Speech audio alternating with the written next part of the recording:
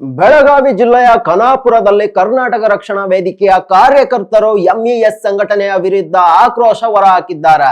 June 22ರಂದು ಬೆಳಗಾವಿಯಲ್ಲಿ ಕನ್ನಡ ಕಡ್ಡಾಯ ಮಾಡುವುದನ್ನು ವಿರೋಧಿಸಿ ಎಂಇಎಸ್ ಪ್ರತಿಭಟನೆ ನಡೆಸಲು ಪ್ಲಾನ್ ಮಾಡಿದೆ. ಆದರೆ ನಾಡದ್ರೋಹದ ಹೋರಾಟಕ್ಕೆ ಜಿಲ್ಲಾಡಳಿತ ಯಾವುದೇ ಕಾರಣಕ್ಕೂ ಅನುಮತಿ ಕೊಡಬಾರದು ಎಂದು ಕರವೇ ತಾಲೂಕು ಅಧ್ಯಕ್ಷ ವಿಠ್ಠಲ್ ಇಂಡಲ್ಕರ್ ನೇತೃತ್ವದಲ್ಲಿ ತಹಸೀಲ್ದಾರ್ ಅವರಿಗೆ ಮನವಿ ಸಲ್ಲಿಸಲಾಗಿದೆ.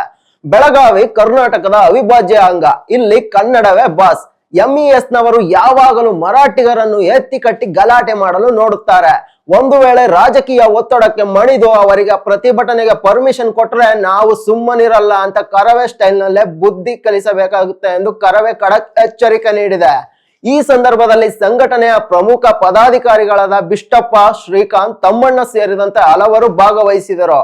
ಪ್ರತಿಭಟನೆ ಮಾಡ್ತೀವಿ. ಜನ ಜಾಸ್ತಿ ಸೇರ್ತೀವಿ. ಅವತ್ತೇನಾದರೂ ಗಲಾಟೆ ಆಗಿ ಅಹಿತಕರ ಘಟನೆಗಳು ನಡೆದ್ರೆ ಅದಕ್ಕೆ ಸಂಪೂರ್ಣ ನೀವೇ ತಾಲೂಕು ಆಡಳಿತ ಜವಾಬ್ದಾರಿ ಅಂತ ಹೇಳಿದ್ವಿ.